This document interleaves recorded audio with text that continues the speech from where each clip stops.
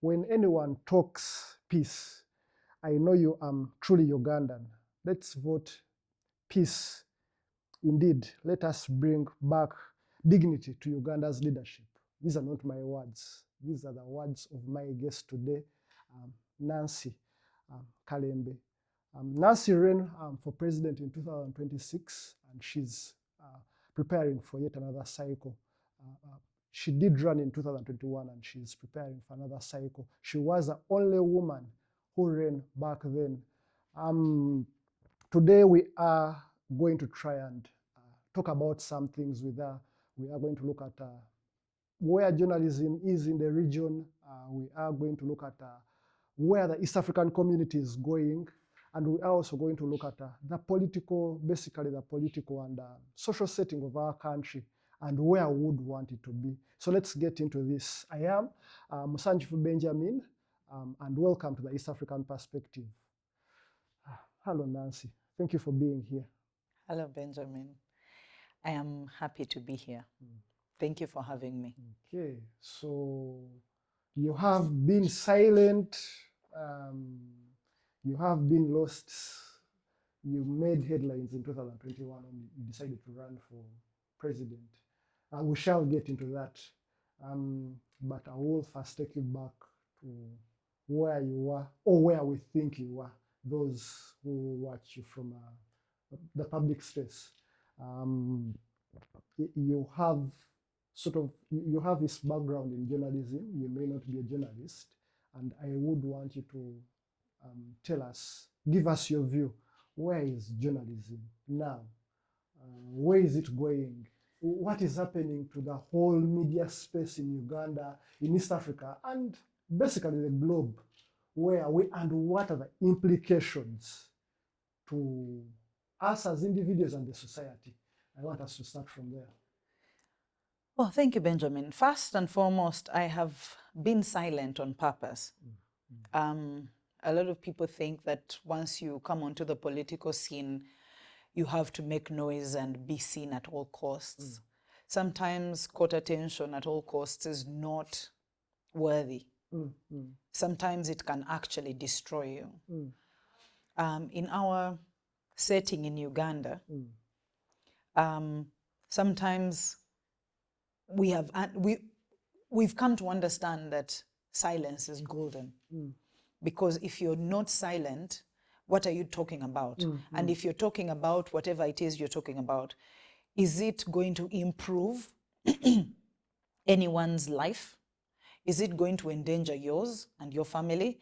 So you have to be very delicate. There's a very delicate balance between being vocal in this country in politics and being silent. So most of the times I have been silent, it has been very deliberate. It's not that I don't want to be heard and to be known, but I have to pick my words very carefully. It is better, the Bible says that when a fool is silent, they will think that you're intelligent. So I'd rather be seen as intelligent even when others will think I'm a fool, other than coming out and talk unnecessarily about issues that I have no business talking about. There are issues, yes, that have been going on in Uganda that some people have approached me and said, maybe I should put in a word or two. And my question has been, to what end? We know about the issues that are happening in our country.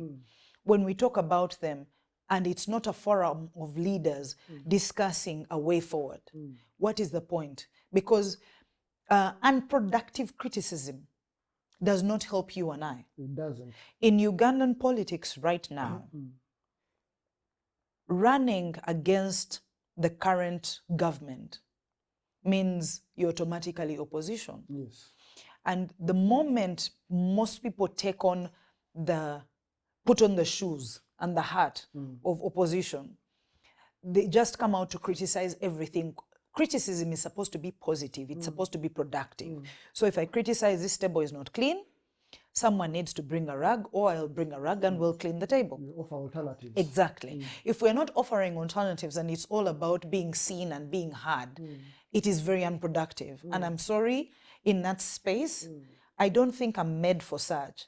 I'm not supposed to just come out and talk endlessly without having a solution in mind. For areas where it's advisory, yes, I will speak on those issues. On issues where we need to speak up so that government can do something about it, like amount a certain level of pressure so that government makes certain changes, then I will speak. But if it is for criticism's sake, I'd rather not, because a lot of people are doing that already. So my addition would be redundant. Okay. So I wanted to put that out of the way.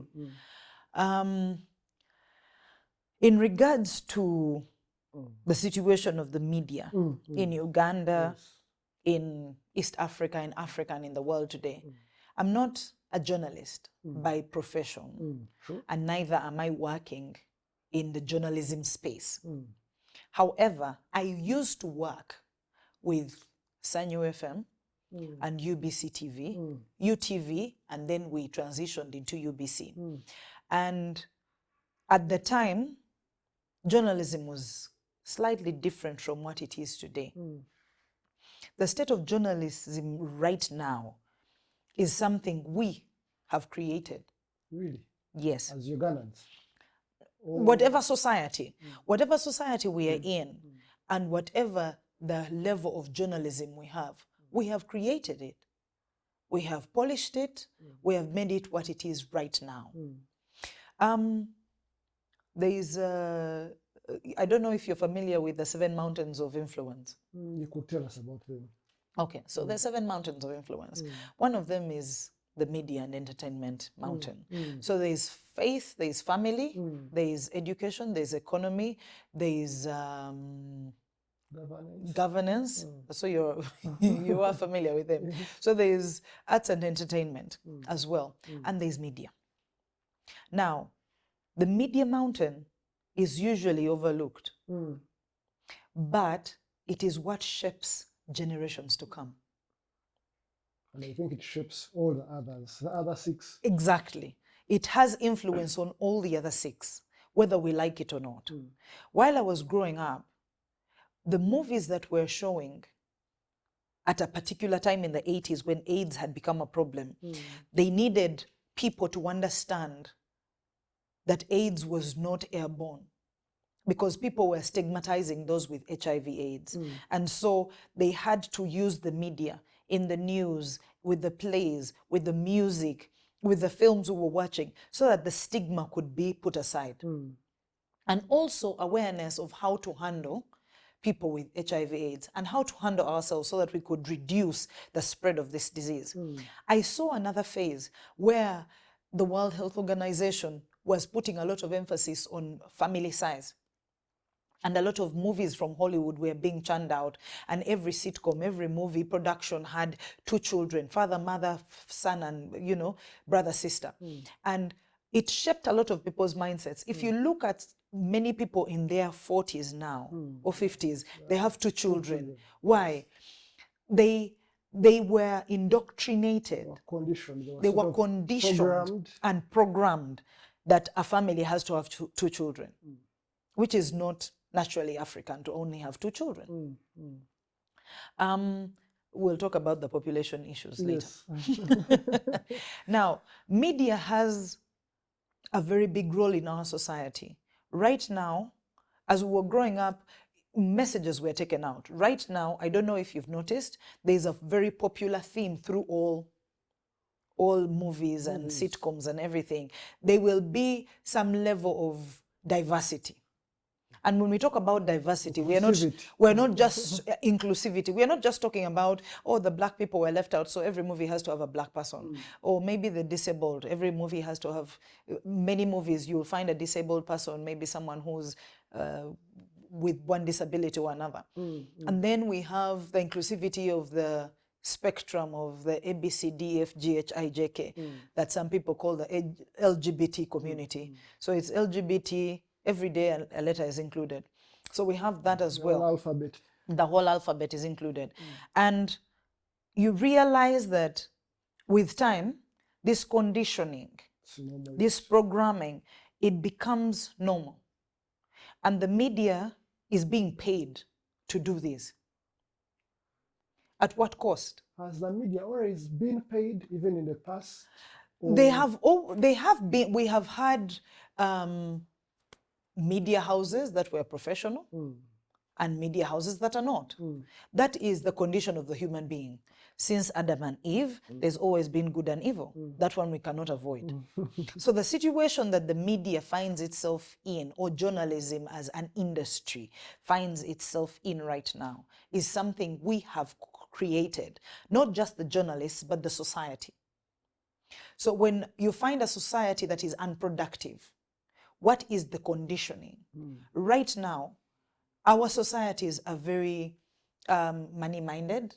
Everything has been commercialized, even our bodies. Why? It's cool. It's been shown on TVs that it is cool. It is cool to be indecent. It is cool to be abusive. Because right now, I think you've noticed there's a trend. Whenever someone says something, abuses come up. And it is cool. It's what brings And followings. it's unbridled immorality. Everyone is doing whatever they want, and it's freedom of everything. We had freedom of speech, freedom of religion, freedom of journalism, freedom of expression, freedom of everything. Now we have freedom of everything. Now, with that, and you have freedom of everything on one hand, and you have a mindset that is very monetized for everything. Now, if journalists want to be paid for every single thing they do, chances are someone who's trying to put out educative information will probably not find enough journalists to cover that. So we have fewer edutainment programs on TV. We have more sexualized programs on TV. We have all kinds of, I don't know why, but for some reason, Could it be, all the negative things get funding. could it be that journalists want to be like, let's say, lawyers? They also need to earn. They also want to have... At what cost? You see, most of us want to earn. We are very myopic. I think our generation is very myopic. We like to see things now. I want to earn today. At what cost? Okay, so I become a prostitute now. I'm going to earn a lot of money now. What effect is it going to have on my children? What effect is it going to have on my community, on my society, on the people around me? While I'm taking blood money, what is going to be the effect on everybody around me? So journalism actually right now is in a state of receiving blood money, if I may put it that way. Because a media house, let's say in Uganda, may want to be like CNN, that have got lots of money. You may want to aspire to be that. You're like, want to be the African CNN. There's nothing wrong with that. How do I get there? There's nothing wrong with becoming the African CNN or the African BBC. There's nothing wrong with that. Aspirations are good. Ambitions are good. Dreaming is good. The path, there are always two paths to success. There's the easier path. There's the harder path. Which is longer. CNN and BBC, how many years have they been in production? Of course, BBC. You cannot come today, open up a media house, and you want to be like BBC, Al Jazeera, CNN. You can't, unless you're going to take shortcuts along the way. What kind of programming are you churning out? To whose benefit is it? How is it going to help? Okay. Are you playing the long game? Because there's always consequences for everything that we do. You're either going to build a legacy of respect, or you're going to build something else. So as journalists and people who own media houses, the choice is theirs. And we, who are outside, who are watching, who are consuming, we are helping them. So whatever state journalism is in right now is the fault of everybody in society. Okay. Now, the reason why I asked about journalism is journalists cover politics, elections, and I want us to go into that direction right now. You have been at the highest level of politics. Actually, the moment you're a presidential candidate, I think even the way society looks at you changes. What people expect of you changes. That is why, in most cases, you'll be expected to speak more because you're now at that level. So, in that light, you are the only woman that ran in 2021. There were challenges then. we want you to tell us about those challenges and the challenges that those coming in should expect. About 12 people have been confirmed, but very many people picked nomination forms. We want you to tell us in this cycle what, especially the girls, very many girls have picked forms and there is no age cap anymore, and there is excitement.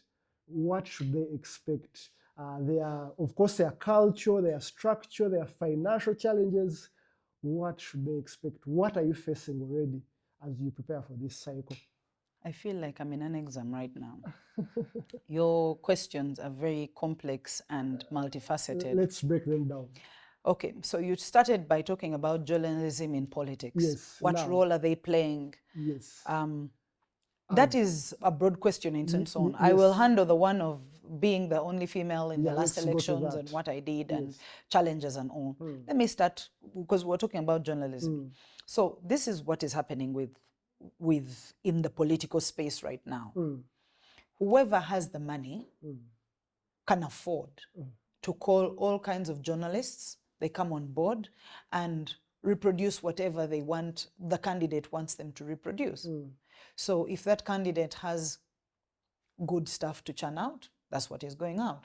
If the candidate has negative stuff to churn out, that's what is going to go. Money. But what happens is journalists who are paid now lose the moral standard of choosing what should go and what shouldn't.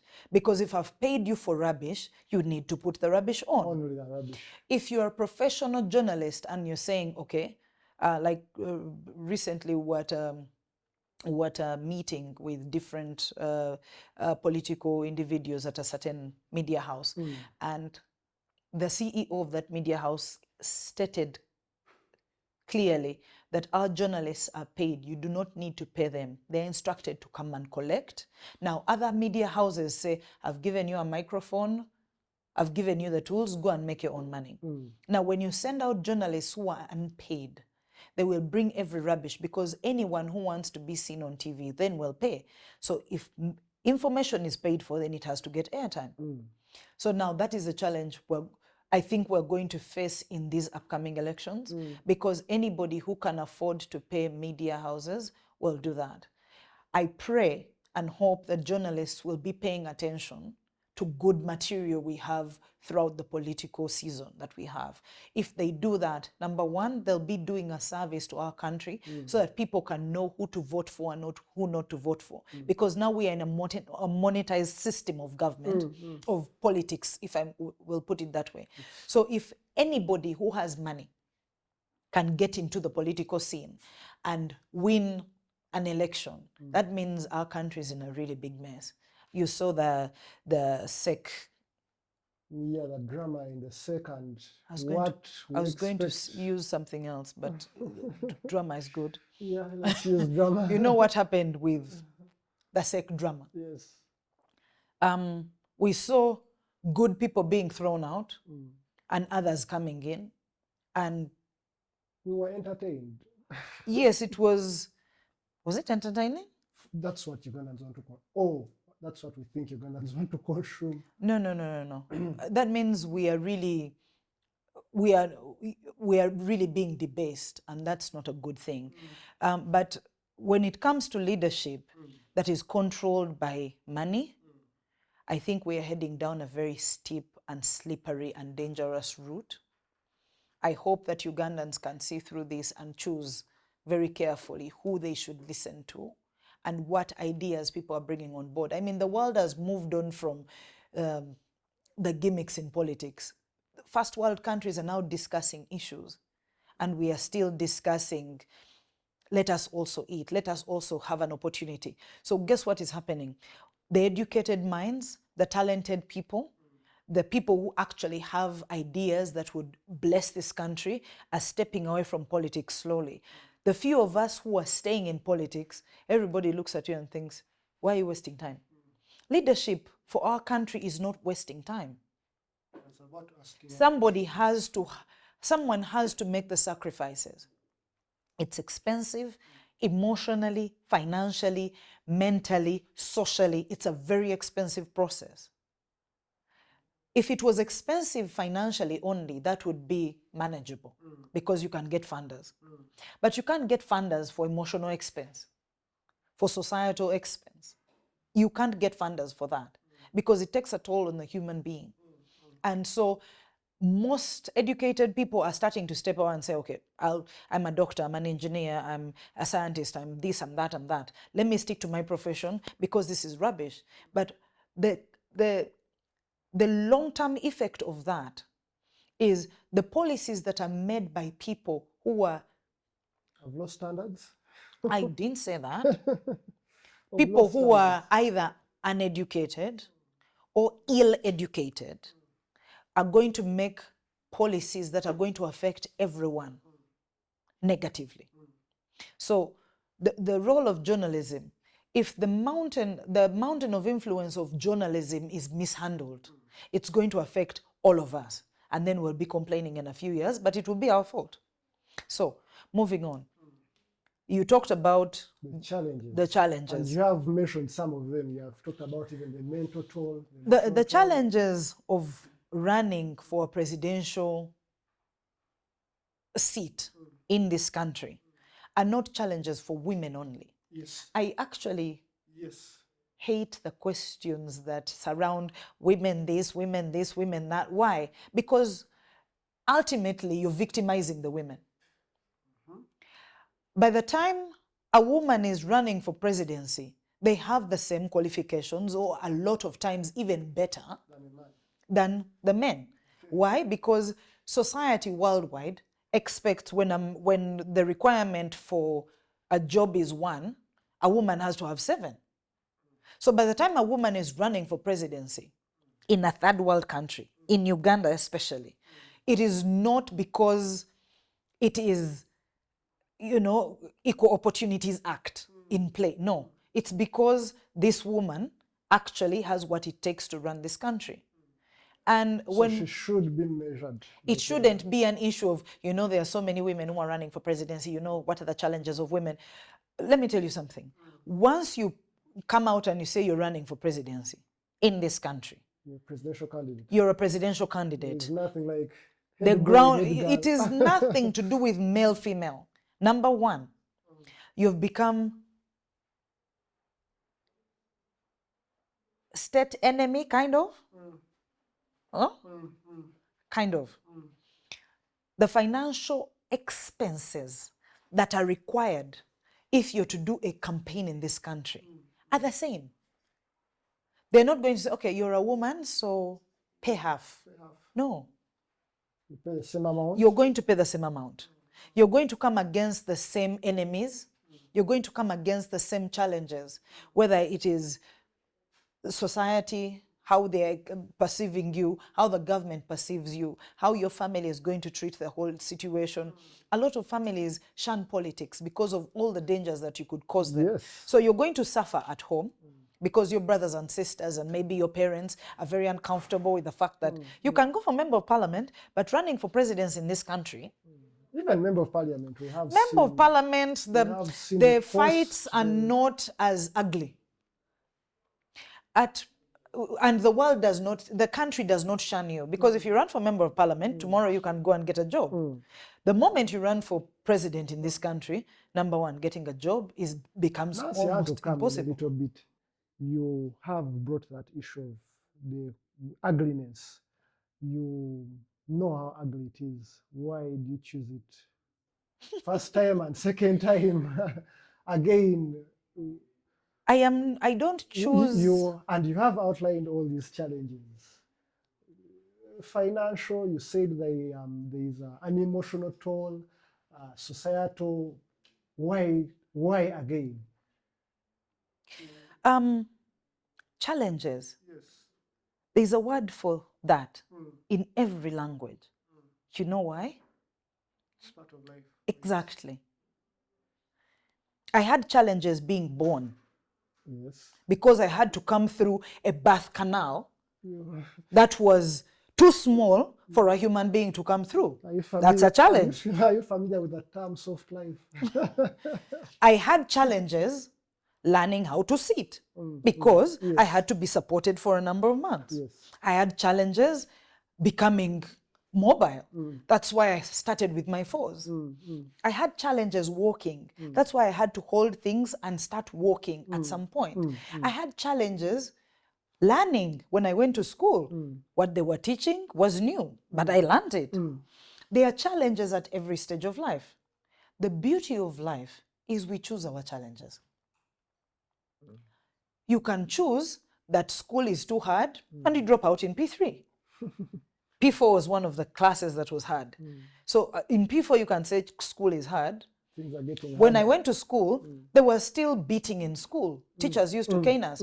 If beating was too hard, that's a challenge. Stop going to school. It's a choice you can make, and it's okay. Every choice you make, you have to be prepared for what comes after that. If you choose to do P7, well and good. If you choose to do secondary school, university, you finish your first degree. Now there are people who decide, okay, first degree is not enough, let me do my master's. Master's is not enough, let me do my PhD. When you're doing your PhD, you're going to struggle. There are challenges. There are financial challenges, there are emotional challenges, there are physical challenges. You're not going to sleep. While other people are sleeping till 7, 8, 9 in the morning, you have these endless papers you have to write. Then if you want to be a professor, then you have another endless. So it depends on your level. When you ask me, I've seen the challenges. Why do I continue to try and get into this office? Because those are the challenges I've chosen. Okay. It's a choice. You choose, if you want to be a professor, you burn the midnight candle. If you want to be a successful businessman, you know what to do. If you want to be a farmer, you know what to do. Every good farmer will tell you it is not funny. But when you get to their farms, you're like, wow, this is so beautiful. But when the drought comes, you will ask them, why do you remain in farming? Because farming is ugly. Look, the rain is not coming. There's not enough water and all that. Challenges are a part of life. We all choose our challenges. And by God's grace, we choose to stand. And we all have different reasons. Now, the office I am running for is at the helm of this country's leadership. Yes. Or region. I am region. Or region. Region, it depends, but we'll get to that. So, it's at the helm of our country's leadership. Why do I want to lead our country?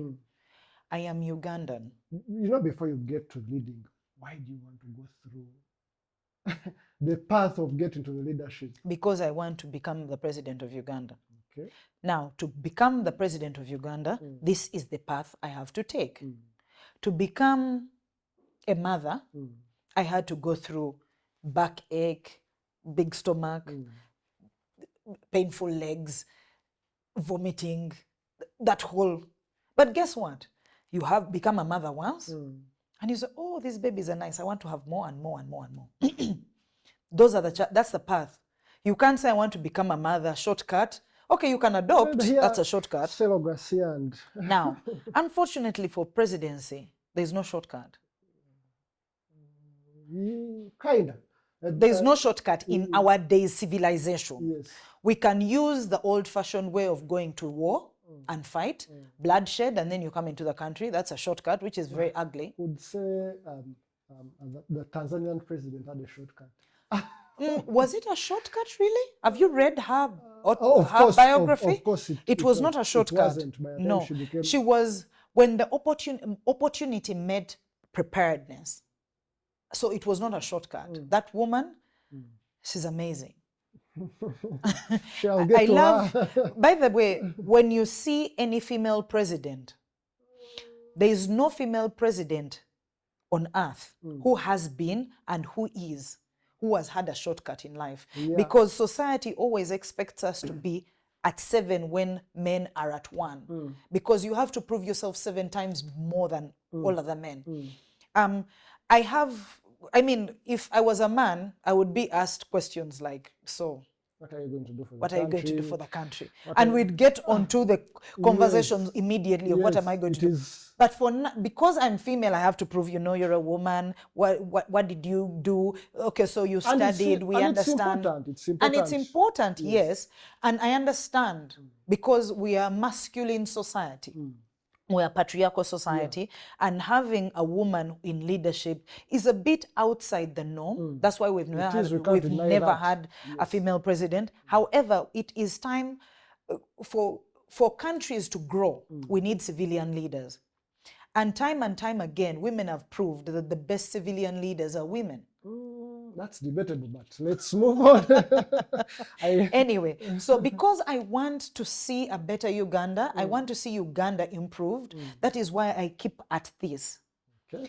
There are things that ache me, that pain me. They ache every Ugandan.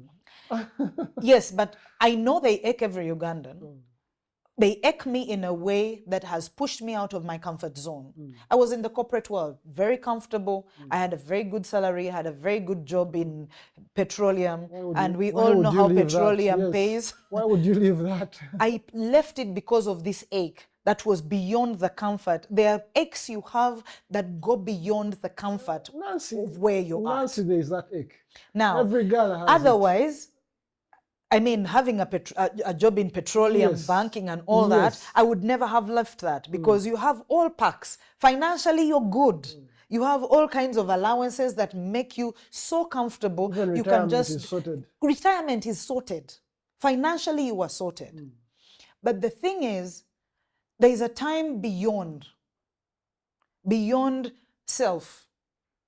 I can't be comfortable every day and I see people who are going hungry. I can't be comfortable every day and I see my neighbors' children in the communities, in the villages, education systems are dying. I can't be comfortable every day and I go to visit some relative in the hospital and there's no Panadol, there's no basic medication, there's no human resource to deal with the people who are suffering. So the things that that bother me, one, the level of poverty to a point that someone lacks food. Two, the level of poverty that someone cannot access health care. That's something very basic because we need to be alive. Third, the level of poverty that someone can only access, I don't call it basic education anymore, what we have in Uganda. It is below basic right now, in the time and age we are in. Before, all you needed to do was English, was write, and arithmetic. It was called reading, writing, and arithmetic, right? That was basic then. Now, when the world is going to AI, it's so technologically advanced, we cannot still be in reading, writing, and arithmetic. We actually can't. So those are some of the things I believe having a mother's heart will enable Ugandans to grow out of the reading, writing, arithmetic, will grow out of the basics of I can eat once a week or twice every week. Having a mother's heart, I believe, positions me best to run this country. On that, if you were president, if you became president, yes, and I'm doing this because of the poverty and our incomes, how would you handle, let's say, youth unemployment and education, things that have gone wrong in this country? Education has gone wrong, as you have said, and then there is basically no employment. That is why we're having most of the people that finish school go to the Arab world to look for work. How would you tackle the question of employment and education, those two issues? Surprisingly, I don't know if you have heard of the Singaporean mathematics syllabus. No, I haven't. All I know is that that country was at the same level with us. And some of the biggest contributors of that syllabus were actually Ugandan professors. And right now it has been adopted all over the world. And most international schools use that. So, I believe we are well equipped to have a good education system. We have the right minds in our country. We have the right human resource. We have professors who have the ability to rewrite our education system. Now, I will, without mentioning names. Yes, there have been efforts. There are a number of, there's a group of professors who approached the Ministry of Education and they had a curriculum well written out and they were rejected because the people in the ministry at the time did not see the immediate benefit to them. As individuals. As individuals. So the issue of the education system, I've always said, we need to overhaul the education system. I said this last election, and unfortunately, between then and now, the syllabus has been tweaked, but not, I don't think it is for the better. Okay. Because I think the whole process was wrong. It feels like the younger people in school are different from us. More skills, more outgoing. We were skilled. With the education system we had, by the time we left P7, we were walking, talking, breathing industries. Why? We did math, English, science, SST as the standard 4 subjects. But guess what? In our schools, we were taught, we used to go to the garden and dig. So we learned agriculture. Most schools in Uganda had agriculture. Because by then we didn't have the private schools that didn't want their kids to go to the garden. So most schools had agriculture, had basket weaving, had mat weaving, had carpentry, had metalwork, had bakery, had cookery, all these things. So all these things in the new curriculum we are seeing were there. They were there. They were removed. So it's nothing new. So bringing it back and you're saying, oh, now they are skilling centers. We don't need skilling centers. We had a system that was working. Those skills were removed.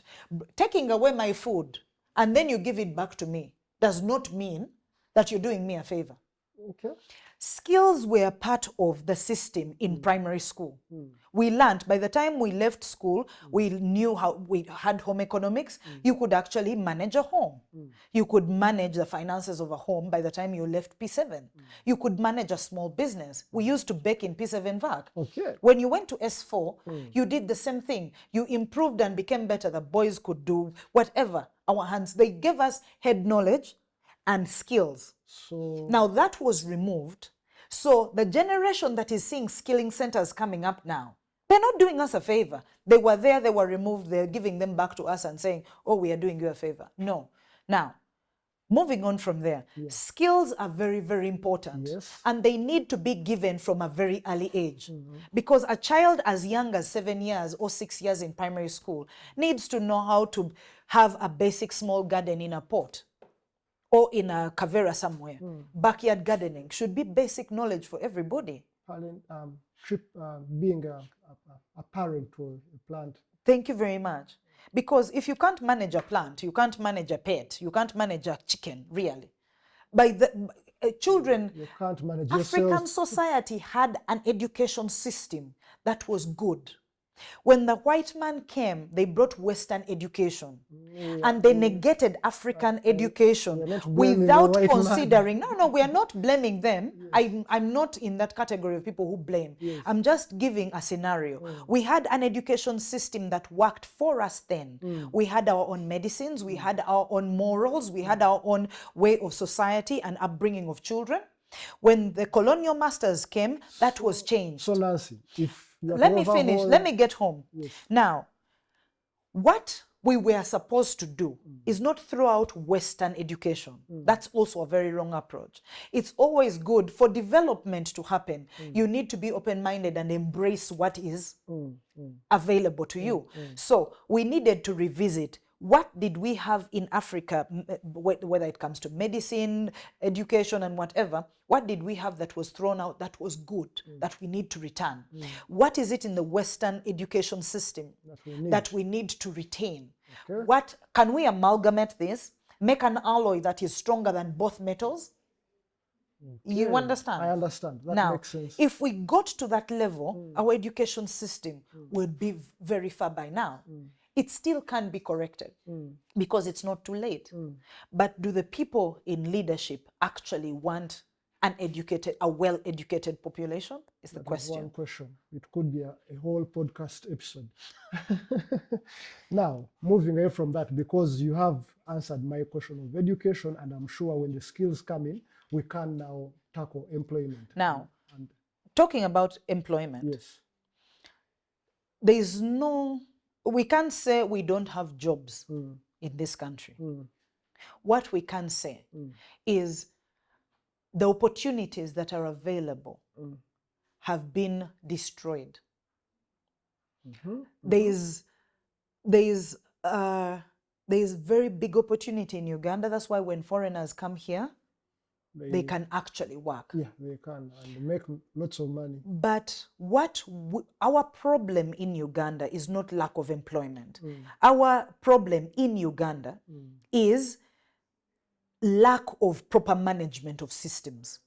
The people in leadership have failed to understand that you have to ring fence certain things for your children to be able to feed well. If I'm feeding the neighborhood, I can't claim to feed the neighborhood. Charity begins at home. Nancy, that is what is happening in Tanzania right now. Yes, what is happening in Tanzania? And they are facing a backlash because they look like they're ignoring the East African Treaty. That is a very delicate. Yes, I know it is very delicate because. But I'll give my opinion. Yes. But it's my opinion. I'm not saying it is the right thing to do. Her Excellency is a mother. Yes, she is. Right? Maternal instinct says, let me feed my children. Right? And then optics will come later. So we shouldn't castigate Personally, her. I support her to a degree. If she says all small businesses should be done by Tanzanians, I mean, that is the right thing to do. All the little food that is available right now, let my children eat so that we can be healthy and strong enough to support the orphans, the destitutes, the lost, the foreigners. But if we are weak, then I won't be able to support everybody else who's coming in who needs my help. You know, in the last maybe 10 years, we had this excitement of East African community. I can go study here, I can go work here. What happens to that excitement? The East African community is a beautiful concept. But you see, everything is beautiful on paper. But if you do not translate what is on paper and put it into action practically, studying the whole thing. You know, sometimes the challenge with most leaders is looking at the big picture without realizing what is going to happen. As it is said, the devil is in the detail. Whatever little details you ignore, the excitement of the East African community is a beautiful thing. We are all excited about the East African community. I am for the East African community. I am for the African Union because coming together makes us stronger. Yes. But we cannot send out weaklings into the society. We have to be strong. Now, in the Ugandan situation, we need to have opportunities opening up for the Ugandans. For example, when you see a small business opening up along the street, a woman is selling tomatoes on the street.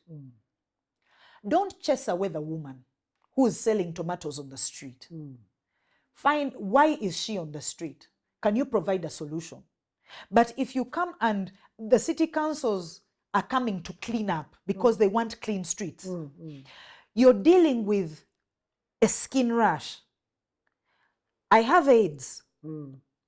But you're treating the skin rash. The problem is in the blood. You need to help my blood. If I have AIDS, malaria, whatever disease, it's within the blood. If you treat the symptoms, you're not solving the problem. And right now, our government and our city councils are dealing with the skin rash. The AIDS is inside. The malaria is inside. Whatever disease is inside, the tuberculosis is inside. We need to clean inside, and then the symptoms will go away. If we have unemployment, the government has failed to deal with that because of certain underlying issues. If we have an ill-educated population, Ill-educated, you mean they have got a standard of education that is not yes, good that's enough. not good enough. We have the uneducated completely, and then we have graduates who are ill-educated. So if we have a population of ill-educated and illiterate people, it means their minds are not open enough to see the opportunities in their society. You understand? Now, it is not lack of jobs. It is lack of systems to open up people's minds and to support people to do whatever it is. Because if you're in a small business, there's certain taxes that shouldn't apply to you. True. But right now, city council is collecting, URA is collecting, neighborhood tax is collecting, everyone. So whatever little income someone is making, they will not grow because they are stifling them. What is interesting, from Zambia to Gaba. You're laughing. You don't need to go there, but So everybody knows the from picture of what is Zambia happening there. to Gaba, there is a situation that is happening along that road. They are East Africans. I'm not saying anything. Yes. I'm giving people an idea. Let them take a taxi or drive there. Yes. From Zambia to Gaba. Yes. There's a situation that is happening there. There are a lot of small businesses thriving. But and city council is looking the other way on some of them. But when you're a Ugandan and you are having a similar situation, they will hunt you. So the question is, do we lack jobs, or is our society, our system, our government working towards ensuring that we remain poor? okay. Yeah. So what will I do in my situation?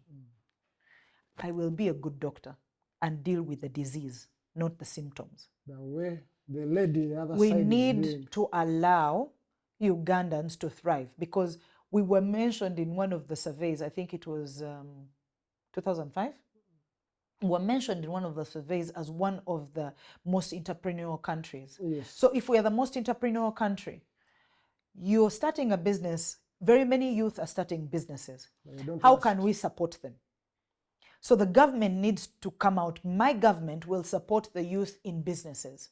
Your heart is good. You want to work diligently and honestly, but you're making a few mistakes. How can I correct you?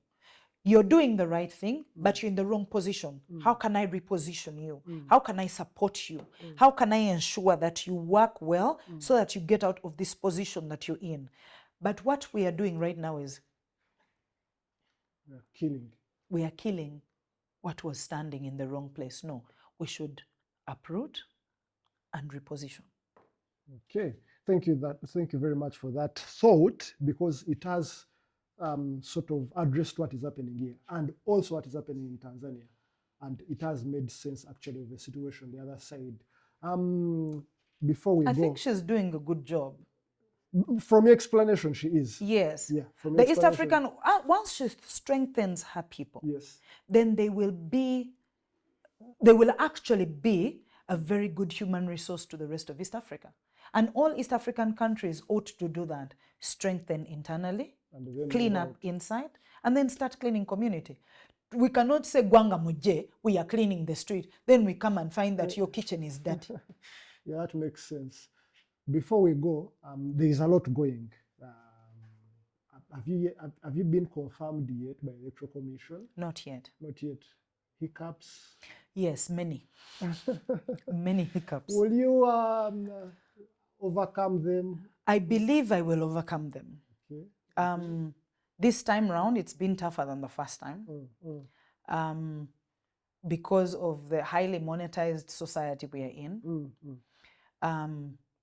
Collecting signatures is no longer this is, it's no longer about introducing myself and telling you my intentions and what I could possibly do if I get into this position.